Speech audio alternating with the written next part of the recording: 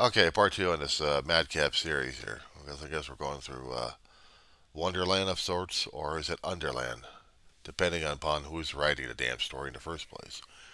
4:18 in the morning, West Coast time is still the 21st of Thursday, March of 2024. Well, here we are, the 21st.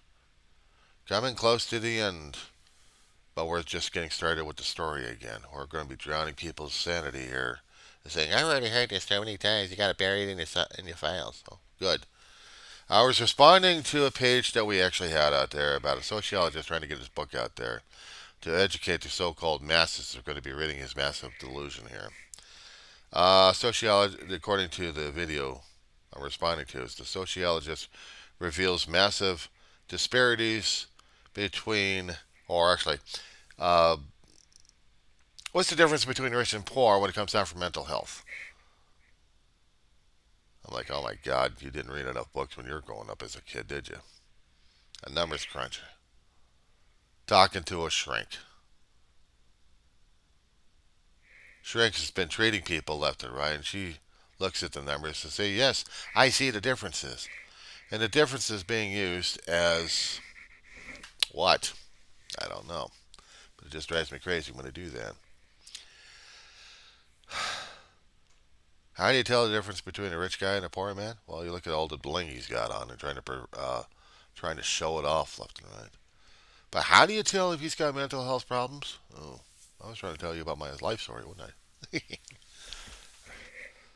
I was born to a struggling woman who was dealing with a 8-year-old firstborn who was already getting the shaft one way or another, but who was still loved. But somehow he was feeling the anger and resentment, and he had to be sent to a hospital to get treatment. And he had to understand a lot of things growing up in there. They were just getting this program started in UCLA. But he comes out learning a lot more and having some skills to learn more things. He became a better brother. He became a better friend down the road, even though he did have his own disparities, discrepancies, a lifestyle that was challenging enough. He also dealt with alcohol and drug abuse. He went through his hell, but then through recovery, found little niches of heaven here and there. For some people, he may not have died a hero, but for me, he was my big brother. But how about me? I was born with plumbing issues. I said before that I was born with physical ailments, but I never did bother to understand about the mental health situations in the first place. I guess maybe they weren't up to speed when it came down for childhood because children are supposed to be expecting to grow up tough. From the old fashioned values that our parents and grandparents and their relatives prior to that, they were dealing with times and circumstances where we considered barbaric. But they had to grow up tough to survive in those kind of times. These days, we would have a problem with our own damn psychosis, and they would just say, you're just a wimp. I had a primary care physician say that. A pediatrician told me that. He was giving me indications like that all the time. I wasn't tough enough. And it rolled off of Ma. And Ma kept trying to balance both worlds because she knew physically I was weak, but I had to be mentally tough, right? So every time there was an accident or something, I had to stop crying, but I was crying in pain because the damn thing hurt.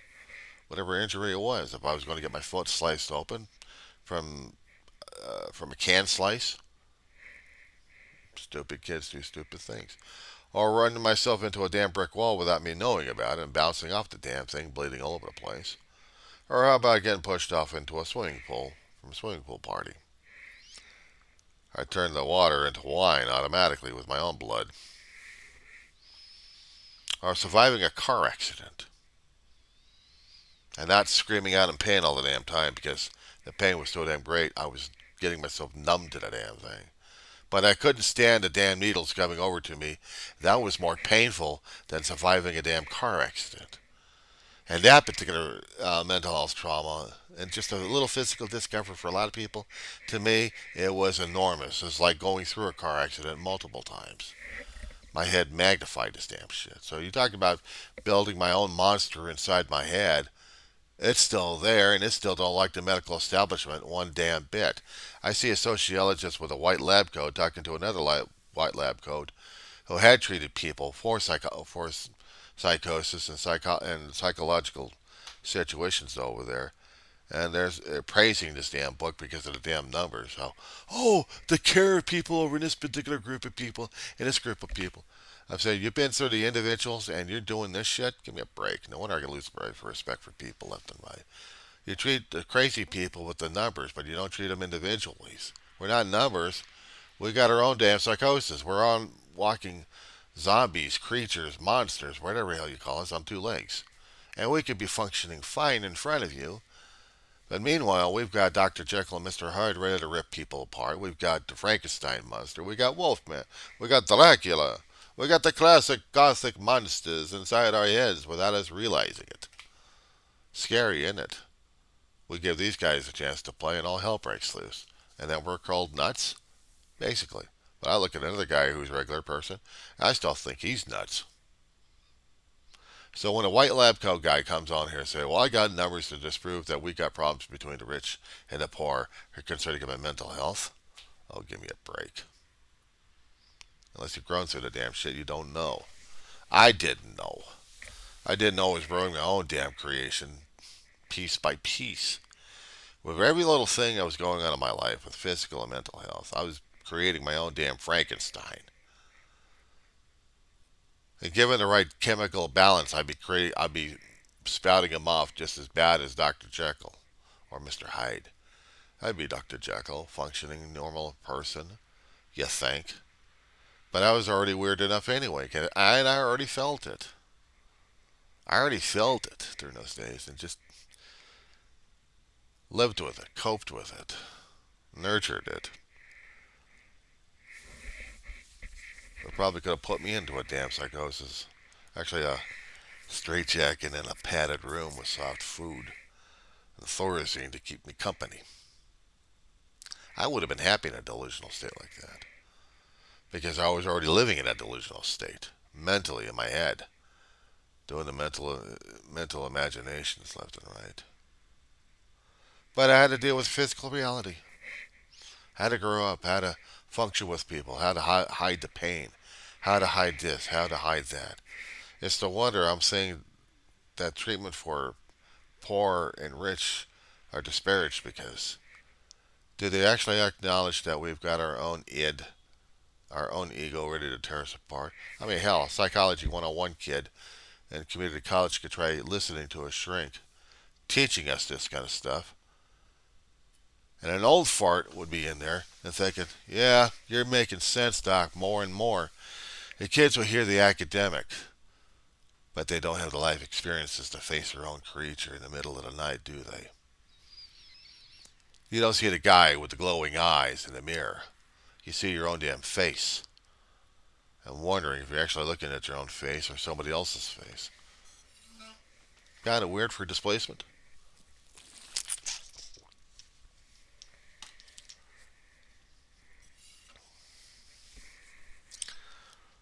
I've dealt with it.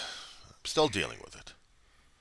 I still have to deal with it on a constant basis. I deal with my own grieving and mourning because I miss my family so damn much. I miss the stability, the structure. I miss support. I miss the people that I loved or had a conception or misconception about it. But I still have a connection to my mother and my brother.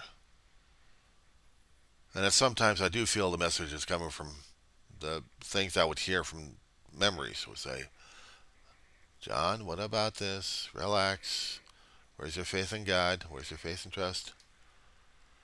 I'm like, okay, fine. I gotta turn it over and just relax and stress out a lot less.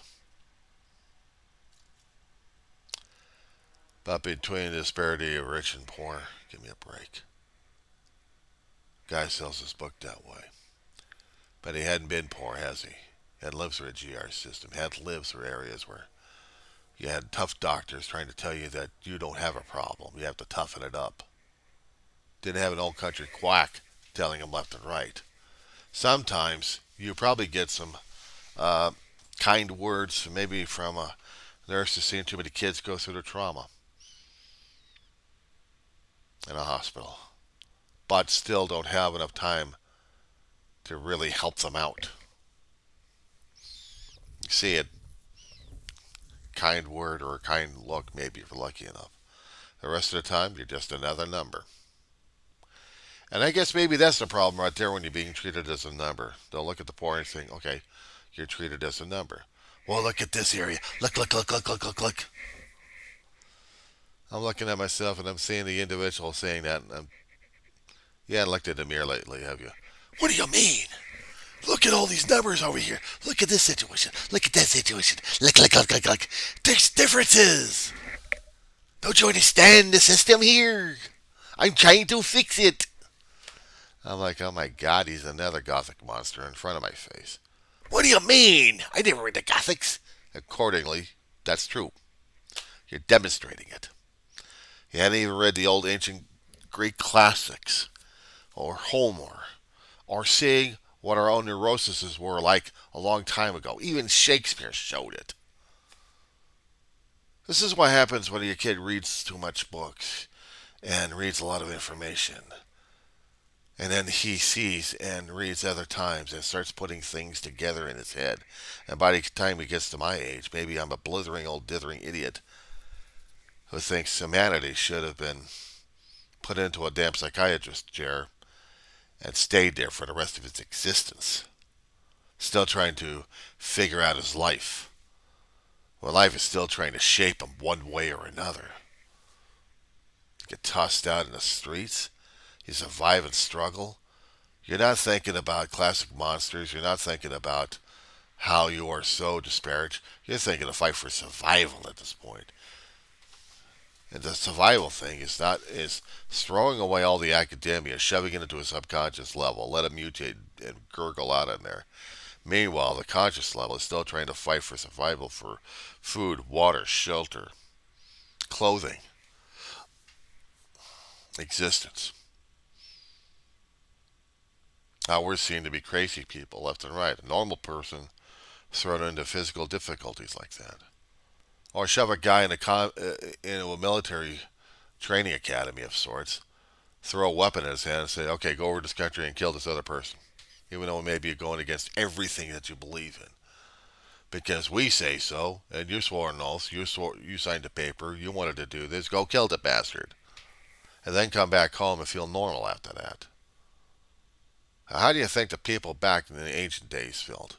Different attitudes, different ways of looking at it. You're a wimp if you started wimping out. I'm thinking, I don't want to do this because I consciously object to this damn thing. You what? We're doing the same damn shit here to ourselves. I've never been in the military, but I've served people in the military. How? I serviced a vet most of my life, my big brother. And I've been at a VA hospital as a kid, as a teenager. And I talked with the veterans. I talked with people of old age, with wisdom and stuff. But I didn't realize as a kid what the hell was I talking about and thinking about. But I'm listening these days on YouTube and hearing these people, and I'm calling them out left and right, saying, if you hadn't been there, pal, don't tell me about the damn numbers. Don't tell me about a system already set up by society trying to figure itself out, blaming the poor people, and substituting it for rich people. The rich people think they know better. No, they're not. They're just as fucked up as us. They're just as fucked up as the poor people. They don't want to admit it. They'll go to the private shrinks, pay them hundreds of thousands of dollars just to say, you're doing fine, Jim. I'll just take the money out of your credit card. I got to pay off my Lamborghini outside.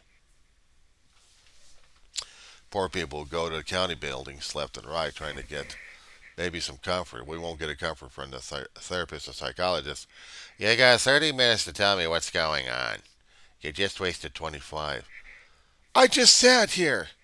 You got 4 minutes to tell me what's going on. Welcome to county facilities. Disparity between rich and poor. God, how's that grab me? How are you dealing with your own alcohol and drug abuse problem? Throw them into detox and hope to God they survive 30 days out of the damn treatment. And if you're lucky, they'll pay attention to what the 12 steps of Alcoholics Anonymous mutated in different forms. Codependency, narcotics, overeating. Yeah, I've been through it. Overeaters, but coping with my mother's situation. Narcotics and alcoholics. Myself were alcoholic, but my brother, AA and NA, but mostly AA. He just substituted narcotics for alcoholic and just dealt with that. He did have a drinking problem, but mostly it was a weed problem.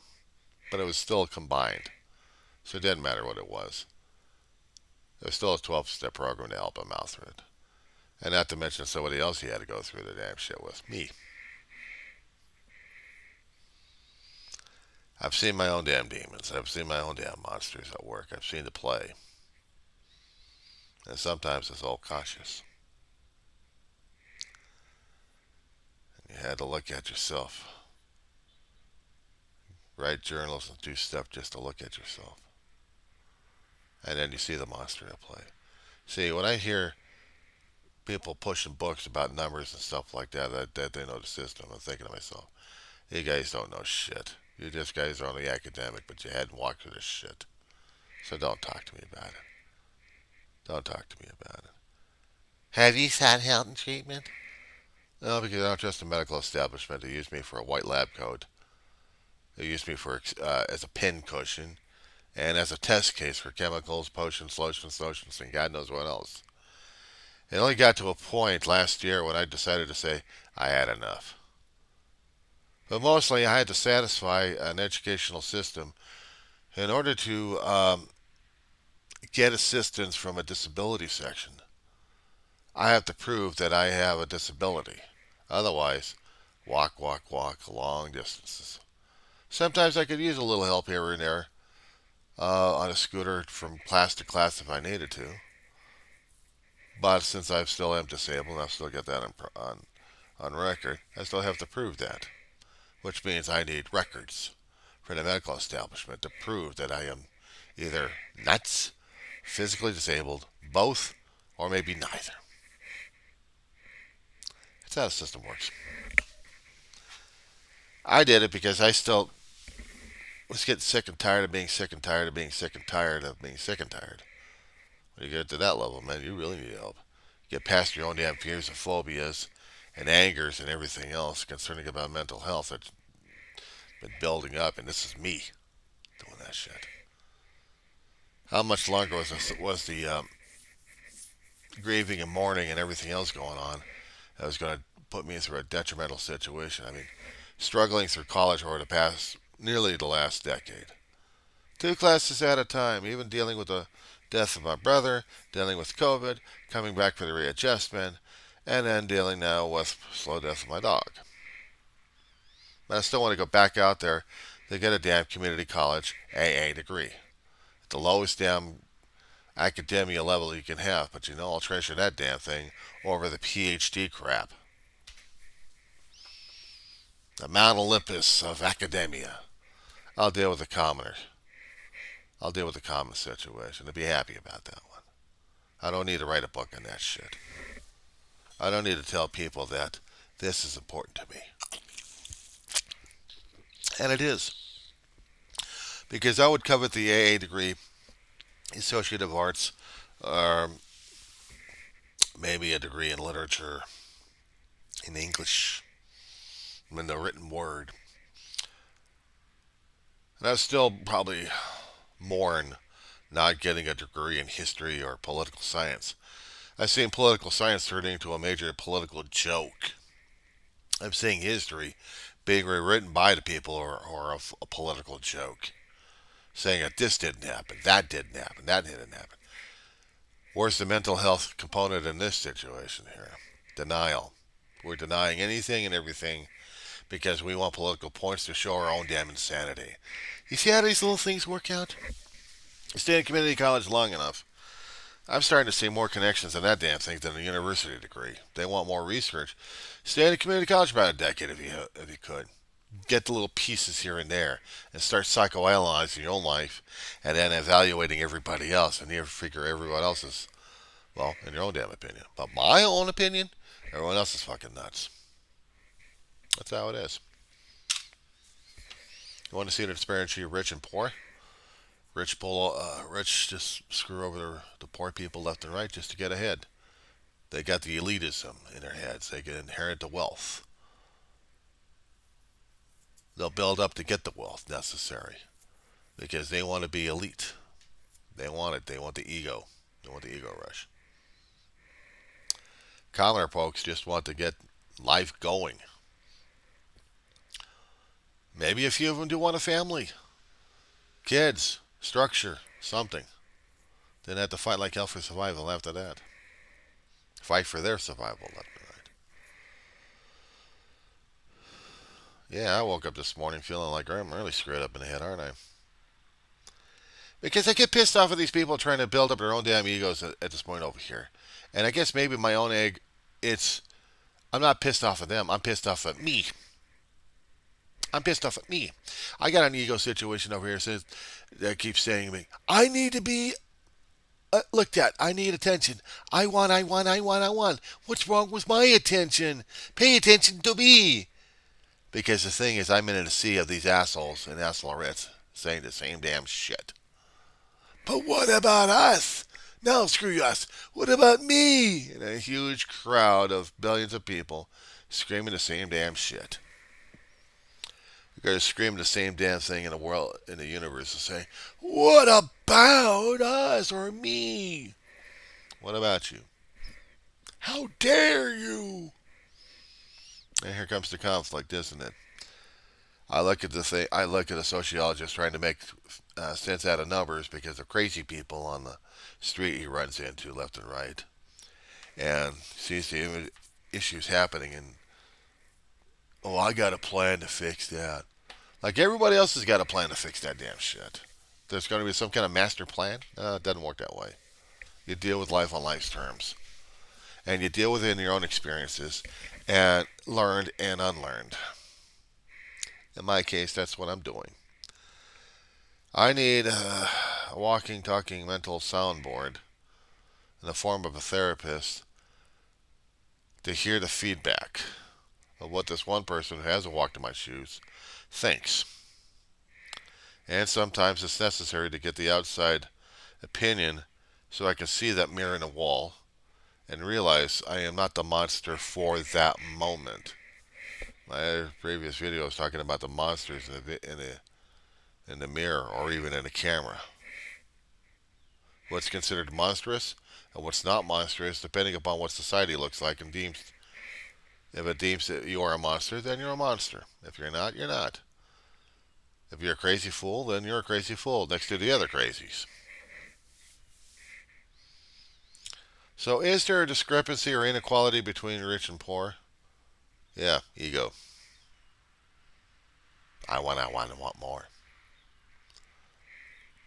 I'm a commoner.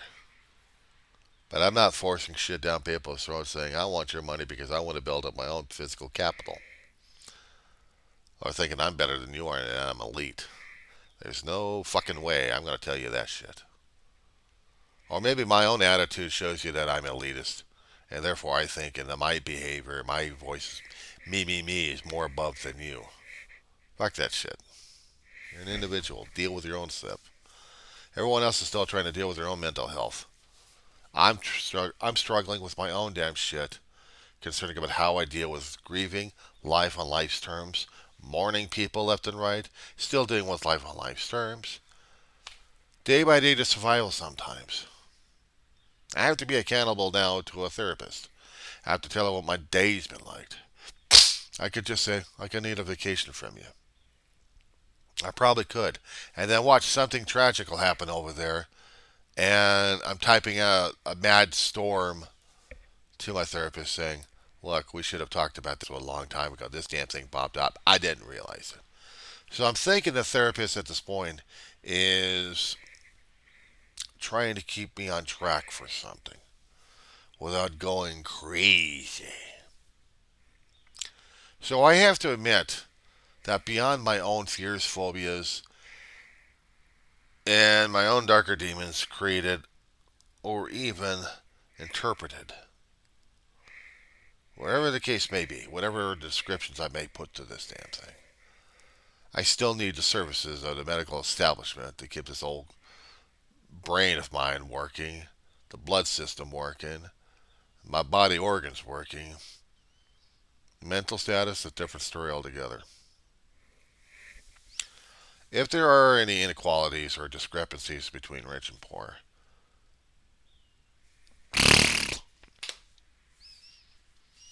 define rich and poor. Define it. Are we doing the academic? Are we doing the money? How much money do I have in order to be rich? How much money do I have to lose to be poor? Numbers games. I see these books from the psychologists. They're trying to get street cred among the academia. But they really don't know shit from Shinola. And if they do, they don't know shit from Shinola. I'm sorry. I've been through life too damn much, and I'm just a young kid to a lot of other people. I've had my own experiences going through life, and I'm doing a video series about my own damn mental health survival because I figured if I don't do this damn shit, I think I will go crazy. People say, why don't you just write a book? Fuck the book. I mean, if I'll write a book, I'll write a book about other things, left and right, but not about this shit. No, I'll just do the videos at this point and talking about the stuff I've been through. This is my book. This is my series. This is my page. And if I happen to go down a dark path over here that leads to my ultimate destruction, let's just say it, my own death, then at least there's a route, there's a journey, there's a story leading towards the damn thing that may act as a warning or educational post or just something. But at least I won't be forgotten like I've seen other people be. But on this planet, we're here for a short time. We live on the stage of life. We got the spotlight here, and we deal with our 15 minutes of fame. Or how much longer we stay on the damn spotlight until we're dead, old, and crispy, and in bones and dust and everything. Then after that, blown away, we're ashes, we're memories, faded out, we no longer exist. That's how life is. But for right now, in the short, tense time I'm here, I make a difference one way or another. I leave something behind. And if it's these videos left and right, so be it. If the physical items just decay and go away, okay, fine. But the memories I'll take with me to whatever afterlife there may be out there. And they'll exist forever. But on this planet, they're just physical items. Some of them actually do have sentimental value. But how does that make me different from the rich and poor? At least I'm not trying to rip and rob you blind just to feed my own damn ego. That's all it is. That's all I gotta say this morning.